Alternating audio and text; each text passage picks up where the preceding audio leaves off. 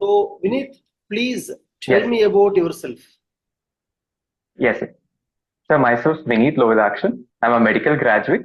Sir, I hail from Ernakulam district of Kerala. Sir, I did my schooling from my hometown and I did my medical graduation from Government Hillpop Medical College in Chennai. So my optional subject is anthropology. And I consider myself to be an optimistic person who firmly believes in perseverance and hard work, sir. Anything about your hobbies, interests, passions? Yes, sir. So my points of interest include football and long distance running, sir. You play them or only watch football? No, sir, I play football and long distance running. I used to run in my college days. Now, currently not involved in long distance running, sir. Okay, so in the college, long distance running in the sense, generally what distance, what kind of competitions have you participated in the long distance running? Yes, yes. Sir, so long distance running, I used to run 10Ks, so 10 kilometers as part of, we used to have various health day marathons organized by government. So in that, it was not as such a competition. It was just as part of awareness campaigns I used to start. So I developed interest in that and further carried on. So you never tried to finish 10 km in the best possible speed for you? Have you never tried like that? You only ran for fun, something like that, as awareness? Yes, yes. So yes, sir. Like the first two times I participated, I couldn't complete even 10K. So that's when I thought I had the spare like feeling I should complete at least. So third time when I ran, I was able to complete it, and so it has been just now in the that aspect, but never I have taken in a competitive spirit in terms of time and speed, sir. Okay, got it, got it. Now, see, you're a doctor and Yes, also sir. long distance athlete, maybe not athlete, long distance runner, maybe. So Yes, sir. I have this doubts. When you take Yes, the sir. long distance athletes and short track athletes, when you compare them, Yes, sir. who Yes, generally sir. have more BMI? I mean, you know BMI, right? Yes, sir. Yeah, who Yes, sir. generally have more BMI? Yes, sir. Sir, if we look at the BMI, it is tending towards short distance runners who have more BMI. This is because short distance runners should have both aerobic as well as anaerobic capacity, while long distance runners tend to use their aerobic capacity at maximum, so that short sprints require more burst of energy also, which is correlated with higher BMI. So in that aspect, short distance runners tend to have more BMI. Sir. Okay, who are your favorite long track athletes? Yes. Sir, in terms of like athletes as such, I know like I have followed Kelvin Kiptum, his records, so that has mesmerized me to the most. Sir. Means what are his records? Yes, sir. Actually, he holds the currently is the fastest who has completed full marathon in the quickest time. That is about 2 hours and 42 seconds. And he is only in official competition. That is the fastest one. And unofficial one, it is Yulit Kipchoge who has completed below 2 hours. Sir. But see, uh, you run 10 kilometers, right? You have never gone for a marathon, no? No, sir. No, sir. I haven't run Okay. long. In 10-kilometer competitions, Yes. who's your favorite? Yes. 10K. Yes. Sir, as of now, I'm not aware of especially athletes in 10K. I will look more about those athletes, sir. Have you heard of the name Mo Farah? Mo Farah? Yes, Mo Farah. Have you yes, heard? yes, sir. I have heard Mo Farah, but I'm not much aware into the details. Sir. Okay. See, means, how did you develop interest in this long distance? I mean, marathon athletes. You named two athletes who ran Yes, sir. marathons. Why Yes, sir. specifically follow marathons? Why not 10-kilometer athletes or 5-kilometer athletes? Because that's the thing you do, no, 10 kilometers. Then what is this Yes, unique interest in marathon for you? When you never yes, even tried for marathon, how you develop yes, interest in marathon? yes. Sir, so here and actually my longest, my goal is actually to run a full marathon. So as of my physical capabilities couldn't make me do that. So my step is actually a kind of a small step. 10K was actually a small step towards running full length marathon. So I wish to do that one day. So that's why I developed interest in long marathon runners. I admire them for their perseverance and hard work that they are exhibiting and the success they are getting in that aspect. Oh, that's interesting. See, these long distance athletes, not only marathon, Yes. even 10 km also, get Yes. unique type of injuries to their legs Yes. when they go for long distance. Particularly when Yes. they run on hard surfaces, they get some Yes. kind of leg injuries. Can you name Yes. common injuries that are faced by long distance athletes, but not short track athletes, not short distance athletes, only long Yes. distance? Yes. Sir, so basically, coming to the injuries, one of the most common injuries that long distance runners especially exposed are stress fractures, sir. Especially since because short distance, since it's short sprouts, stress fractures are less common, but long distance, since the duration is more, stress fractures are more common. And also with regard to the muscle pull injuries, it is also much more common, especially with regard to the peroneus tendon injuries and also the ligament injuries. So in terms of the long distance running, these are much more common among athletes. Okay.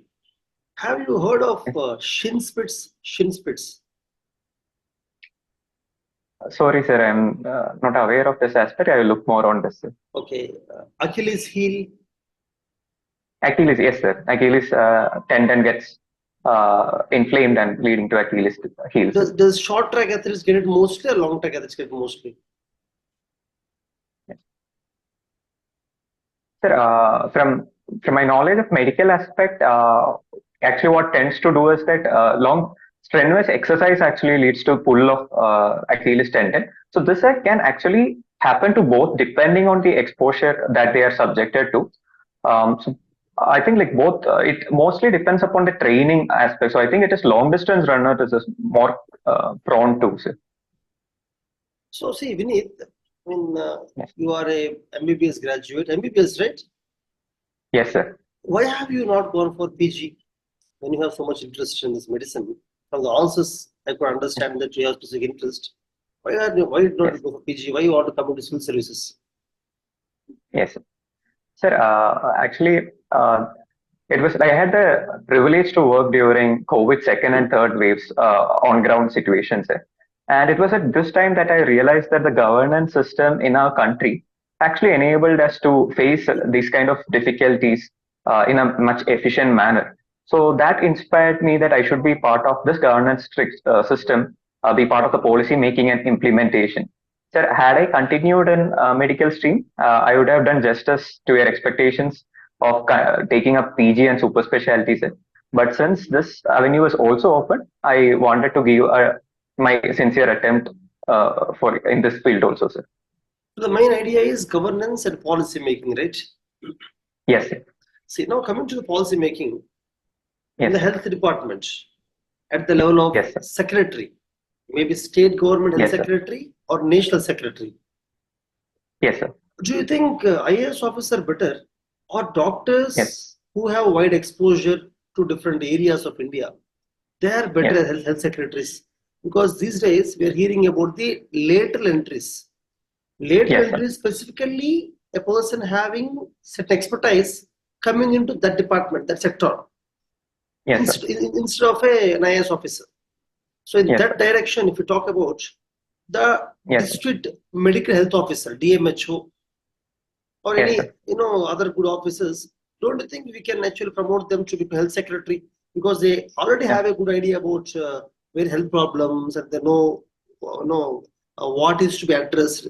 They know about the Yes. funds, everything. So if you have to Yes, sir. compare somebody Yes, who sir. is DMHO and then regional HO becoming health secretary, and IAS officer who Yes. may not have any idea, who may not have any Yes, sir. idea about health in his career, coming in become health secretary, whom do you suggest? Yes, sir. Sir, the point raised by you is a valid point, sir. I acknowledge that aspect. So, in my opinion, sir, we should have a mix of both these perspectives. We should both have a generalist as well as a specialist providing the services for better governance. So, I would suggest generalized, like a specialized generalist is much more required for our system. Sir, with being a an IAS officer, he brings along with him much of expertise to meet up the emergency situations as we have seen during COVID times. Also, his exposure of dealing with various departments. So this is required for any policy, not just for health, but any policies. But again, sir, a specialist, as you had mentioned, a doctor himself can also provide us with various perspectives on himself. Sir, I think this is the exact reason why government is also promoting lateral entry into these fields. So what I would suggest is a balanced approach. We should have both IAS officers as well as lateral entry specialists. So our system is much more people centric as well as technically efficient. So maybe if one single post is not, if it is not possible, maybe an IAS officer can lead it with a committee of specialist doctors. So this can be a well balanced approach, sir. Committee of specialist doctors. Yes. Supporting health secretary. Sorry, sir. I get the question. You mean to say committee of doctors supporting whom? An IAS officer? Health secretary. Yes, sir. Yes, sir. Exactly. See, here when you're talking about doctors, yes, we hear quacks. You know quacks? Quacks. Sorry, sir. Again, do you know? Quacks. Yes, sir. Yes, sir. QUACK quacks. Yes. Yes, sir. Okay. Yes, sir. Yes. So you are from which place of Kerala? Sir, I'm from Cochin, sir. Ernakulam. Cochin. Yes. Have you ever visited a quack in your childhood? Have you ever got treatment from a quack? No, sir. I haven't received treatment from quacks. Sir. Okay. Have you ever seen a quack, also called as RMP doctor? Have you heard the name RMP doctor? RMP doctor, yes, sir. Registered medical practice. I mean, yes. a person who is not an MBBS graduate, who do not have any kind of medical degree, but still practicing medicine and treating people. Do you know any? Do you know anybody like that? Sir, from my personal experience, I don't have personal experience, but I have read from various reports about such practices, sir. When you go around in Cochin, Arunachalam, when you go around, have you never seen any small clinics run by non-doctors? Have you never observed that? Sir, actually, that is one good aspect regarding the health system in Kerala. The health checks by medical departments and health authorities are good. That the penetration of quacks are very much, in my opinion, it is nil. So, and also the health awareness of people are also pretty good. That these practices are not like supported over here. So I think this is one good aspect about Kerala medical developments. Okay, so let us take other parts of India. Yes, where quacks are prevalent. Okay, yes, widely sir. prevalent. Yes. Tell me a method or mechanism to avoid this. Do you think we can go for a blanket ban on all the quacks? Anybody who is practicing or who is treating the patients without having a proper degree, shall we right away ban all of them, or do you have any other suggestion regarding quacks? Yes, sir. Herein, I would like to consider two aspects.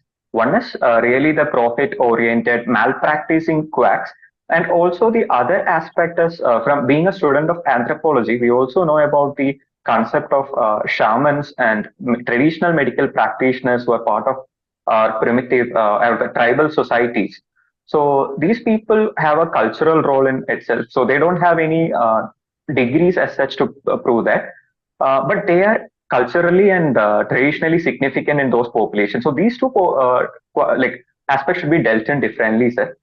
Those who are malicious intent, they should be dealt with strictly with our punishments and strict monitoring mechanism.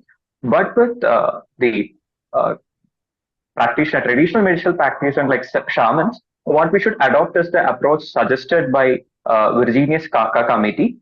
We should have a mixed approach where linking traditional medicine with our modern medicine so that they can act as the bridge between the lack of health accessibility of primitive people towards the modern medical facilities. Sir. Primitive people means whom do you mean primitive people? Who are the primitive people talking about? Yes. Sir, primitive people is actually the tribal society that we mention in anthropological terms of reference. Okay. Now here, So Vineeth, let us keep yes, sir. the tribal societies away from the discussion. Yes, sir. Okay, non-tribes, Yes, sir. because definitely, as I Yes, sir. understand, in tribal areas, most of the doctors may not allow to go and work generally. Yes, sir. Other Yes, than tribal areas, yes, other areas, how shall we deal with the quacks? yes. Sir, sir, herein I think each district should have an oversight committee to ensure that the such practices are not happening and such people are dealt with the most stringent measures. And also, we can a licensing system can be a uniform licensing system can be brought in for both modern medical practitioners as well as tradition like the Ayush system. And all those people who are not having this should be strictly penalized. And also health awareness, the behavioral change of people should be brought about in the long term, sir, wherein people are acknowledging verified medicine, the evidence-based medicine, and acknowledge like the accredited medical aspects, and people itself say no to such pseudo practices as such, sir. And then you said that Khaka committee Yes, said that we have to allow traditional practices along with these MBBS graduates, right? modern medical practices. Yes, sir. Traditional, Yes. according to them, means Ayush, right? Sir, traditional, according to them, is we have like the medical man, what we call to be the medical man in terms of tribal societies. They have a head of themselves, what we call to be in certain language, the Mupan and other heads, who also they consider they have the divine powers of healing. So what Virginia Saxa committee noted was these people cannot be considered like they cannot be kept away from them. Only their interference can make easily integrate these people towards modern medical practices, so that That is about again. That is about tribal communities. I'm talking yes, about sir. non-tribal communities. Yes, sir. But Saxa committee report was about Saxa committee. Yeah, it was about tribal communities. Sir. Yes. So, is there any committee that talks about quacks in general? Sir, I think I will have to read more about this aspect. Okay, no problem, no problem. Now, see, you are talking about Ayush. Just to said that there should be uniform license Ayush, right? Yes. Sir. Do you think Ayush doctors can treat all? Shall they be allowed? Shall Ayush doctors be allowed to treat all kinds of diseases, or there should be restriction that they should be allowed to treat only specific kind of diseases? Yes. Sir, herein I think what actually has to come up with is first stakeholder mechanism should be brought in, wherein we can evaluate the scope of Ayush as such. Being an allopathic stream, I am not much aware of the domains of Ayush as such. So what first we can evaluate which are the domains that Ayush as such covers and which have evidence based. So one aspect, one challenge that Ayush is facing is the evidence base. So what we can do is promote institutes of eminence, centers of excellence, and research and development in this field and make evidence based for all the treatments. And whichever field that evidence based medicine is coming up, we can allow all that fields to be treated with. And sir, one major contention is with the surgical practices. Sir, so I think the restriction can be brought in surgical practice, which requires hands-on experience also. So other than that, especially with regard to the preventive medicine and also the rising NCDs, Ayush offers a good solution. So such options we can keep it open, but it should strictly be based on evidence and research based, sir. See, if it is evidence, if it is evidence based, in Ayush, Yes. what H in Ayush? Homeopathy. Do you think homeopathy will have any kind of evidence that can be linked that for this particular chemical going into the body, this is treatment? Can you ever actually go for evidence based homeopathy? Is it possible even? Yes. Yes, sir. At present, it is not, but we should have that guidelines or that scientific approval should be based because there are because even Germany itself, wherein homeo was in a prevalent manner, Germany itself has been doing away with homeo due to lack of evidence. So this is something I think we should bring in under research and development if possible. we should promote that aspect, sir. Okay, so Germany government itself is doing away with homeopathy, whereas Yes. India brought homeopathy into something called Ayush and providing degrees in homeopathy, right? Bachelor Yes, sir. homeopathy, master homeopathy, and the Yes. government of India is actually giving license to them to practice traditionally. Yes, sir. Traditionally it Yes. was different, but now modern license is being given. So Germany Yes. and India are going into opposite directions. Don't you think so? Yes, sir. Both are going in opposite direction, but I think it also has something to do with the situations present in both the countries. So Germany is a developed country, which has that alignment. They're much more into scientific and evidence-based practices, whereas we have our traditional linkages also. So our situation is different from that. That is why we are going on with our way of practice. See, Vineeth, why these doctors, Yes. not only PG, but in MBBS candidates, Yes. why they are not going into rural areas? None of them want to work in rural areas, right? So what Yes. shall we do? Tell me some methods government of India or state government have to follow to ensure that these young doctors Yes. work in the rural areas. Can you force them to work in rural areas? Shall you put a condition that they shall work in rural at least for this many years? Shall you do that or no? Yes. Yes, sir. So answering to the first part, why doctors, young doctors are reluctant to go to rural areas. So one aspect is the background of doctors who are coming in. So almost more than 70 to 80% of young doctors are coming from urban middle class families, sir. So this mindset itself makes them reluctant to go towards rural areas. The second aspect is the lack of infrastructure, the medical infrastructure which is present in rural side. So as the National Health Mission itself notes, there is lack of almost 10,000 PHCs as such, and even in those present PHCs, the equipment lacking is also very dire need. And so a third aspect is the prolonged course duration that is already present in the medical system, which actually disincentivizes people going into rural areas and further having their time spent over. And so to the second part, what can be done? So definitely the major approach is to incentivize people taking up rural service. So they can be provided with higher pay and other aspects for their higher education. And second, is this rather than forcing, what I think is an out-of-box measure like separate rural service can be brought in, wherein we have like people willing to take up rural service can themselves come in, so that appointment won't make a conflict of interest.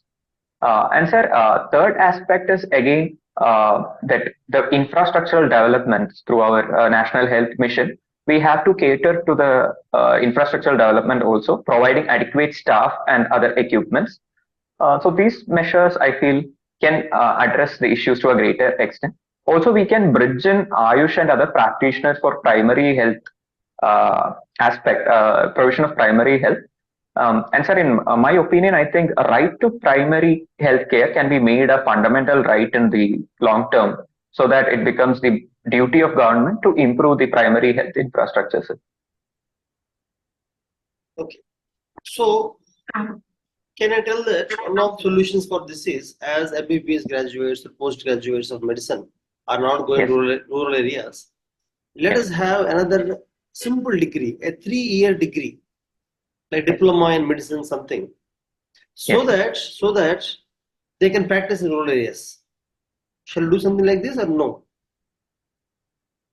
Yes. Sir, the opinion suggested by you is actually a welcome measure, sir. It can be provided that this very well sort out the syllabus of study and their provision of work is delineated. We can go in for such a measure in the long term, sir. Okay. So you were talking, just now you told me that in Kerala, people are more aware and health system is very good in Kerala. That is because one, literacy rate is very high in Kerala, high literacy rate. Yes, sir. Second thing is the social infrastructure Or Yes. the social development is very high. Health and education, women empowerment are high in Kerala. Yes, sir. But in comparison, economic development of Kerala is not so high. So the social development is good, but economic development, the industry, service sector, or any kind of economic development is not so great in Kerala. Why this paradox? Place where Yes. high literacy is there, high development, high social development is there. People are more Yes. aware. Why economic Yes. development is not at par with other Yes. states? Most of Yes. Keralites come to Bengaluru for IT or for manufacturing, they come to jobs, they come to Tamil Nadu or Hyderabad, where they go. Why? Why Yes. this paradox? Yes. Sir, actually, this can be connoted to the uh, Kerala model of development that actually took place. So, wherein both the historical rulers themselves, the Travancore rulers, the Christian missionaries who were present, also post-independent, if we look at the way altering governments from left and right parts. So, all these have been focused on populist measures alone. So, which focused on the social indicators, as you had mentioned, sir. But economic development as such was not given preference. Hence, this disparity happened, which has a traditional basis, as mentioned. And sir, major aspect is that after all, the service sector boom happened in Kerala, which is highly dependent on the IT structure, IT system that is present, and also the tourism aspects that is present, and also the migration which took place, especially to Gulf in the initial part, and later now we are seeing a migration towards Western countries. So this remittance economy also boosted a trend towards service again. So we have that literacy, the aspirational uh, containments of people also tend towards medical or service sector, engineering jobs. So people were not really interested to get into manufacturing sector as such. So what we have seen is the direct jump from primary sector towards service sector. And sir, other constraints are also there with regard to Kerala because the civil rights, especially with regard to labor rights and trade unions, are much more active. Also, the environmental concerns are very much proactive here. So all these have acted to be deterrent to the industrial base and the manufacturing sector. I think currently what we are aiming at is to address these issues. We are promoting high value industries like graphene, semiconductors. We are going for innovative measures like fab labs. So these are the methods that government has come up with, and I feel it can be fructified in the long term, sir. Hmm. We're talking about Fab Labs. I just thought Yes, about sir. Foxconn. Do you know Foxconn company? Yes, sir. Foxconn company is associated with the semiconductor manufacturing. Hmm. Are they coming to India by any chance? Are they investing in India, Foxconn? Sir, Foxconn were actually planning to set up the semiconductor plant, but actually now that plant is under, they have withdrawn actually from that plan. Again, talks are undergoing regarding the same aspect. But this, further, but the semiconductor plant is coming up in Gujarat by the Maldron company, I suppose, company, but Vedanta? it's not Foxconn. Is Vedanta with Vedanta? Foxconn planned with Vedanta? Yes, sir. It was planned with Vedanta, but currently it has hit a roadblock and it's Why? under Why? discussion. That's what I want to know. Why did it not block? Why they have withdrawn from this deal with Vedanta in Gujarat? Because almost it's Yes, $20 billion deal, very big. And yes, Foxconn is number one manufacturer, yes, technology wise. Why? yes. I see. Sir, I think exact reason I think I will have to look up the exact reason, sir. Okay. Okay. Currently, See, let us leave about Gujarat. Tell me any yes, major corporation, company, manufacturing yes, company, or any major company that wants to come yes, to Kerala, but the yes, reasons you said, environmental concerns, trade unions, or whatever, because of that, they could yes, not come. They actually wanted to come, but they did not. Is there any company like that yes. you can think of in the last 7 decades? Yes, sir. Actually, one such company is B&W, sir. B&W had planned for a plant in Kerala, but later they had to withdraw. But the reason cited were these mentioned, which were mentioned earlier. But the reason cited by government is lack of the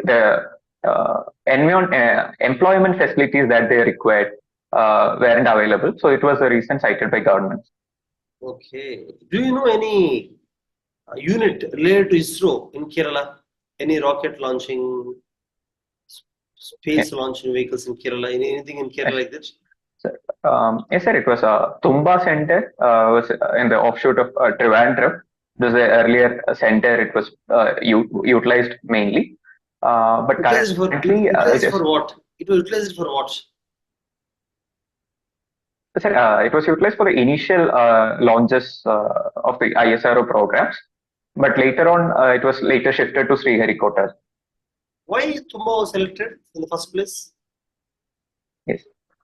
Sir, Tumba actually was a coastal town which was away from the major areas, and it offered actually a uh, like a zone which is free of uh, population. Like the area trajectory which it offered was not coming with the other populated neighboring nations. So that's why Tumba was selected, in my Okay, knowledge. Sir. leave the population aside. Talk Yes. geographically. Geographically, Yes. why Tumba? Why Kerala? First of all, why Kerala? Why not Maharashtra or Haryana or Assam? Yes. Sir, I think I will have to look more on this question. And why it is moved to Sriharikota? Sir, I think this was the place where like the aspect of Sri Lanka came in, so we could. Otherwise, there was a risk of Sri Lanka being affected. So it was moved to Sriharikota. Are you sure about that? Uh, so I think I'll look more on this aspect. Why Sriharikota? Yes, sir, I will update myself on this aspect, sir. Okay. Have you heard of Mullaperiyar Dam? Yes, sir. What is the issue? Is the issue with Kerala or Tamil Nadu? Sir, the core issue surrounding Mullaperiyar Dam is the safety of people lying downstream of Mullaperiyar Dam in Kerala versus the agriculture, the irrigation facility of Tamil Nadu farmers, especially in the area of Dindigul and surrounding regions. Sir. So what is the issue? Sir, it's actually related to the historical agreement, which is related to the Mullaperiyar construction, which was signed between Madras constituency and Kerala at that time. So what the agreement was for 999 years, wherein the operational authority was given to Tamil Nadu. Sir, and herein now the contention is with it's actually situated in a seismic prone zone, wherein minor earthquakes are happening very frequently. So Kerala is concerned about the builder of the dam itself had predicted average life of 125 years, and we have also developed many cracks in that. So this aroused like fear of security among the people. And but Tamil Nadu is also concerned regarding the uh, irrigation that is associated with the farmers whose primary activity is dependent on agriculture. So this can take a hit if that new construction of a new dam is taking place for maybe 10 to 20 years. So no alternative mechanism was not available. So this is the entire issue associated with it. Okay. And then just few minutes back, we were talking about tourism in Kerala. When I asked about Yes, sir. the economic development of Kerala, you said the tourism. Yes. Yes, sir. See, Kerala is really successful in attracting tourists, and Kerala is Yes. successful in advertising. State government Yes. of Kerala is able to advertise very well that Kerala is God's own place, best tourist place, Yes. compared to many other states. Yes, sir. Tell me, the efforts put by Kerala government to increase Yes.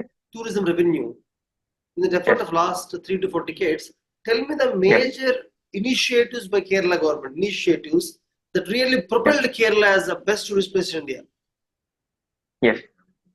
Sir, starting here, actually, as you had mentioned, the branding of Kerala itself as the God's own country, it started actually towards the 1980s decade.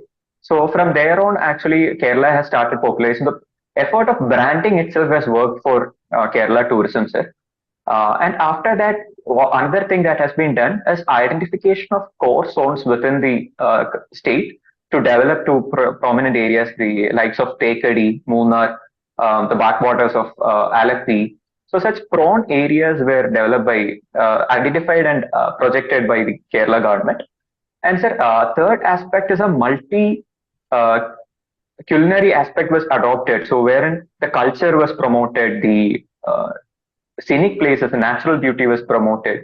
And so such a mixed approach was promoted and it was integrated with the wellness of the medical aspect that was also a medical tourism aspect was projected into the minds of people, which again gained success.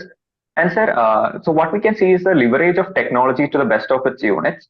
And in the last, actually, emerging concepts of responsible tourism, eco-tourism, heritage tourism. So all these has been utilized to the best by Kerala government, as we have seen the current glass bridges that are coming in various places, the adventure tourism spots like uh, the wave bridges that are coming in Cherai and Kovalam. The blue, it has also backed the blue flag certification. So these kind of various aspects has promoted tourism as such. Okay. Okay. See, why have you taken this anthropology is optional? Why not medical science? I took anthropology after consultation of both medical science as well as anthropology optional set. So what attracted me to anthropology was the syllabus. I got interest in the syllabus that was mentioned, especially human evolution and genetics that was associated in the syllabus. So it drove towards anthropology. Sir. So you loved syllabus of anthropology more than medical science. Medical science was, of course, medical science is my loved subject since I have studied for 500 years. So herein, since I want to try out something new, so anthropology offered a good alternative, but it is not different, which I can utilize the base of my medical science can also be utilized. So that mix was provided by anthropology. Okay. See, as a doctor, I have Yes.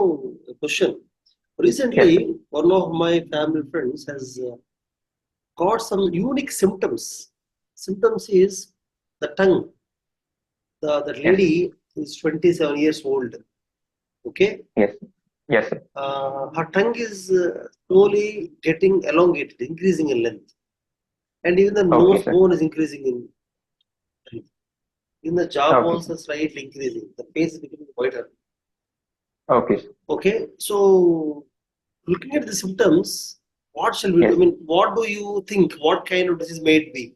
What kind of disease may it be? What may be the underlying problem? Yes.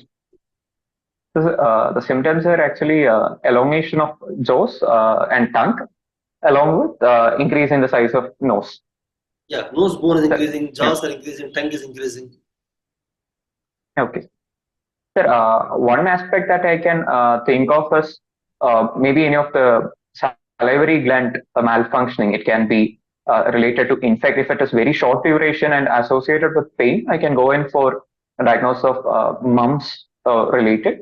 And if it is gradual increase, we should also suspect metastatic factors like maybe cancer can be related, more, maybe benign or other associated salivary gland cancer should also be eliminated, sir. Also, associated symptoms should be like onset of fever or weight loss. Similar aspects should also be interlinked to get a holistic approach, sir. Okay. So I would suggest. But why would bones increase in length? Bones should not increase in length, you know. If bones are increasing in length, which gland may be affecting it? Jaw bones, jaw. BONES, bonds are Yes, increasing. yes, yes.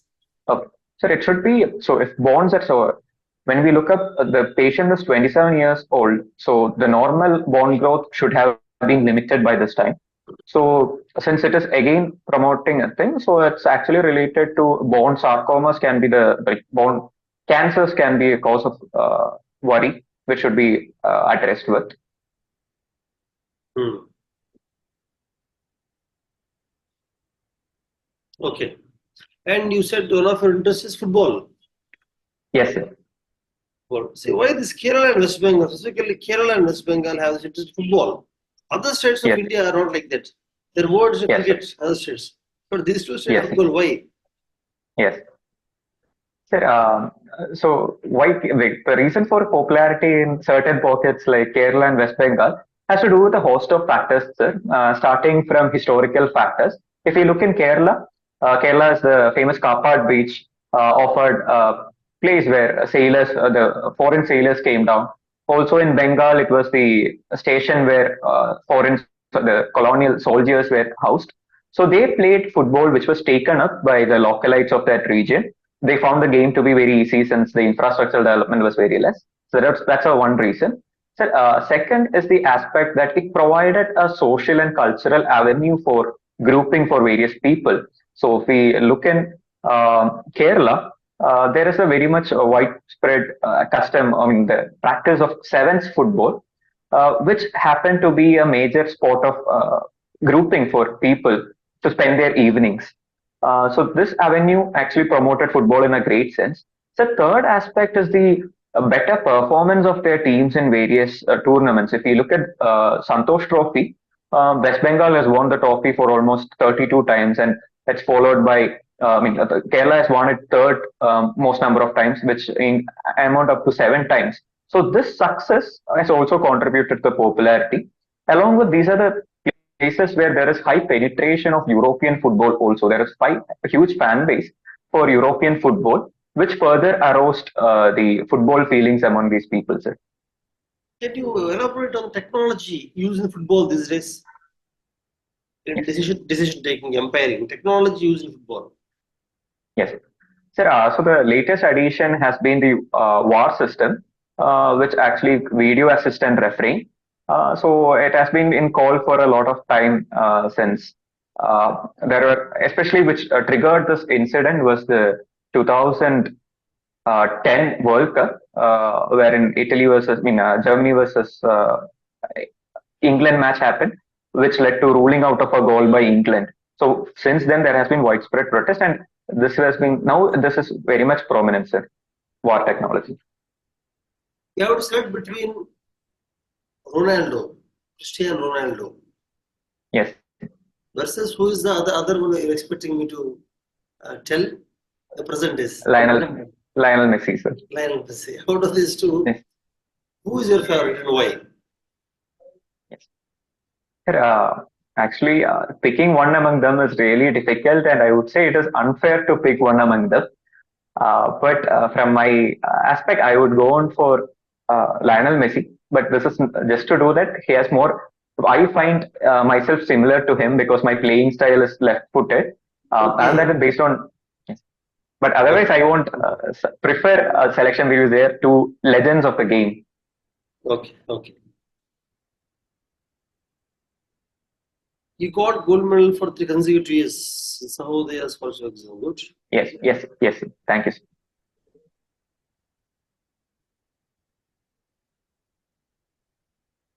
You have served during COVID-19, for which you have got some medal. You got medal for serving in yes. during COVID. What specifically have done during COVID-19 that actually gave you this kind of special mention of Chennai Corporation? Yes. Sir, again, Mesha, I had the privilege to be part of the groundwork of both COVID second and third waves. So what actually led to the felicitation was that I was among the 6 batchmates who did maximum number of COVID duties. So maximum number of days we served during the COVID, both second and third waves. And this led to the felicitation, sir. Okay. See, recently research is going on in RNA vaccine. Have you heard that? Yes, sir. I'm not aware of the research, sir, but I know about RNA vaccines, sir. Nobel Prize, even Nobel Prize awarded recently based on the same. Have you heard of the Nobel laureate? Sorry, sir, I haven't. I will go through the laureate, sir. Okay, best tell me what is RNA vaccine? Yes. Sir, RNA vaccines are basically, those are calibrated. So vaccines are basically based on various components of a vector or a pathogen actually. So in RNA vaccines, the major component that we work upon is the genetic material of the microbe, which is RNA. So in this vaccine, we inject the vaccine with containing this RNA material, which sensitizes our immune system against further attacks by this pathogen, and we get long-lasting memory. The system as the immune system gets immune imprinting, which leads to longer memory and response. Okay. See, if India gets one more pandemic, Yes, sir. basically we should always keep also ready to face one more Yes. pandemic if it occurs. Okay. Based on the previous experience of the 2 or 3 waves of COVID, based on the previous experience, Yes. what changes have we done and Yes. what changes have we not done? Not changes, but improvements. Tell me the improvements Yes. that we have done Yes, based sir. on the previous COVID wave and Yes, sir. improvements which we still have to do. Yes, sir. Yes. Yes, sir. So, in my opinion, COVID-19 has been a path-breaking incident in the history itself. So, the major initiatives that we have done or improvements we have done is that, first of all, the budget itself, sir, the spending on health has been raised to 2.1% of GDP, which was staggering in the 1.1% earlier. The second aspect is with regarding to the infrastructural development that we have brought about. If we consider the oxygen manufacturing capacity, it was just 600 metric tons, and we have raised it to 20,000 metric tons. We have trained almost 11,000 doctors specifically. We have trained almost 1 lakh nurses for that aspect. And also, one major development is the vaccine development that we have promoted. Within 1 year, at breakneck speed, we are able to develop vaccines, and we are able to distribute it democratically, both for our own people as well as for world through our Vaccine Maitri programs. These are all positive aspects that we have got from COVID. And also, sir, also in other aspects also, both economically, we have addressed the challenges of people through our programs like Garib Kalyan Anna Yojana. We have the work from home culture that developed, the hybrid model of education. So all these are again learnings from COVID that we have got. And with regarding to the improvements that I feel is that, sir, one uniform stream of medical care to respond to such situations should be brought up. Something like the medical service in particular. Sir, and again, we should give more prominence to One Health. We should have a uniform policy to address One Health as such. Also, a union among countries to address these global issues should be brought about. And sir, one major concern which I have felt is the NCDs. So the NCDs and other critical care were subsided during that initial time of pandemic, which shouldn't happen if any more such situations happen. We should prioritize all such different aspects of medical care in case of any future pandemics occur. So these are the points I think improvements to be made. Sir. Okay, you told that India has an increase in the oxygen capacity, right? Yes, sir. Tell me, It has been increased. Tell me difference between medical oxygen and industrial oxygen. Sir, I think the percentage of the pure oxygen is the different, but I'm don't have precise in details on this aspect. Sir. Okay. Before I end the interview, do you want to tell me something? Sir, I think it has been covered up holistically, sir.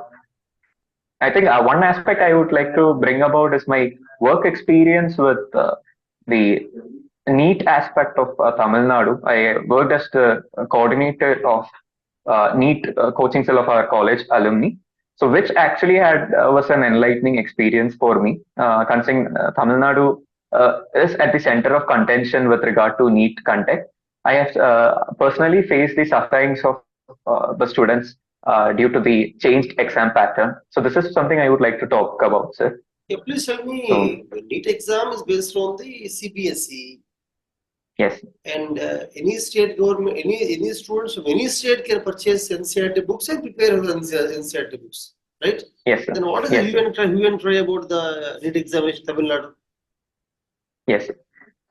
Yes, sir. As I had noted, the basic problem is with regard to the syllabus itself, because NEET follows the NCERT syllabus, while the state of Tamil Nadu follows their own matriculation syllabus, which adds up to double burden of students.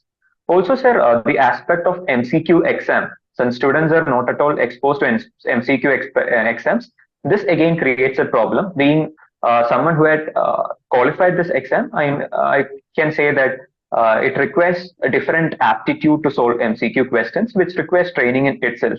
So, such sudden imposition of exams on these tender minds can create immense pressure among them, which is also evident not just from Tamil Nadu, from even Kota with increasing student suicides. So this is something we have to carefully consider and calibrate according to the situation of students also. First, we have to bring in syllabus unification. Also, we have to provide adequate training for students in terms from maybe state-led training in terms of schools, so that a level ground is provided for students to ace these competitive exams. So do you think central government should have delayed the NEET exam till Tamil Nadu state students get accustomed to this kind of aptitude? Sir, definitely NEET exam is the way ahead to standardize the medical education, the entrance into medical education, sir. But only I think, sir, maybe some domestic differences could have been made for just short term, as long as the students rise up to the same levels in the national as compared to at par to the other states. Once that is done, definitely we can go in for NEET exam in a uniform scale, sir.